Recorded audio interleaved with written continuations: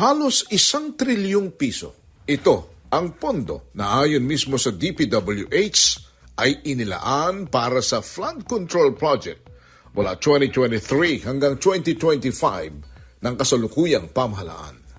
Ang pondo ring ito ang sinasabing hindi pinatawad ng mga kurakot na opisyalis ng gobyerno na mismong si dating Supreme Court Associate Justice Antonio Carpio nang nagsabi na ito na ang pinakamalaking iskandalo ng pangungulimbat ng pondo na naitala sa kasaysayan ng Pilipinas.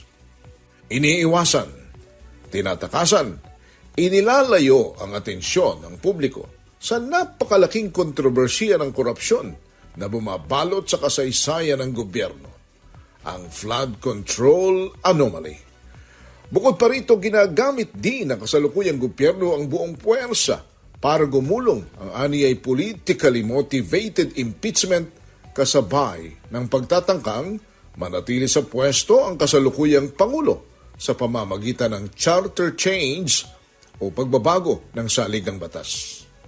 Ganito inilalarawan ng pangalawang Pangulong Vice President Sara Duterte ang totoong state of the nation ngayon. The current state of our nation reveals 3 disturbing realities. First, the effort to divert attention from legitimate questions surrounding the flood control controversy. Second, the willingness to disregard constitutional safeguards in pursuit of a politically motivated impeachment. And third, the relentless pursuit of greater political power under the guise of charter change.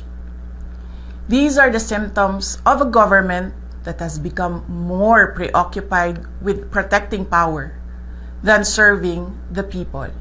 The Filipino people deserve a government focused on solving problems, not silencing critics, on strengthening institutions, not bending them to political ends, and on serving the nation, not perpetuating power.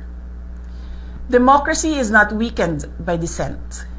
Democracy is weakened when those in power become afraid of it. At dahil sa kalagayang ito ng bansa, humihingi ng paumanhin, kapatawaran, si Vice President Sara Duterte, lalo na sa mga nagugutom dahil naging kasangkapan siya para maging Pangulo si Pangulong Bongbong Marcos. Mga kababayan, humihingi ako ng paumanhin. Patawad kung tinulungan kong mahalal si BBM bilang Pangulo ng Pilipinas. Patawad kung hanggang ngayon ay marami pa ring Pilipino ang nalulunod sa baha ng dahil sa malawakang korupsyon. Patawad kung lantaran ang pang-aabuso sa ating mga institusyon para sa pansariling interes ng mga politiko.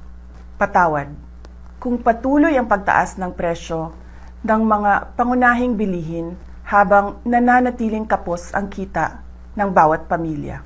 Patawad kung wala man lang tayong tunay na seguridad sa pagkain. Patawad kung may mga nagkakasakit at binabawian bigla ng buhay dahil sa kakulangan ng maayos at epektibong healthcare system.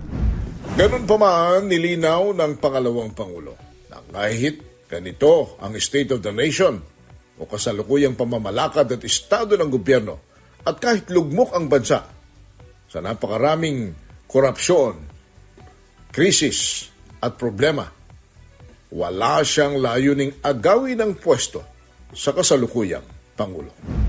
Para sa SONA 2026, ito si Henry Uri ng DCRH, una sa Pilipinas, una sa Pilipino.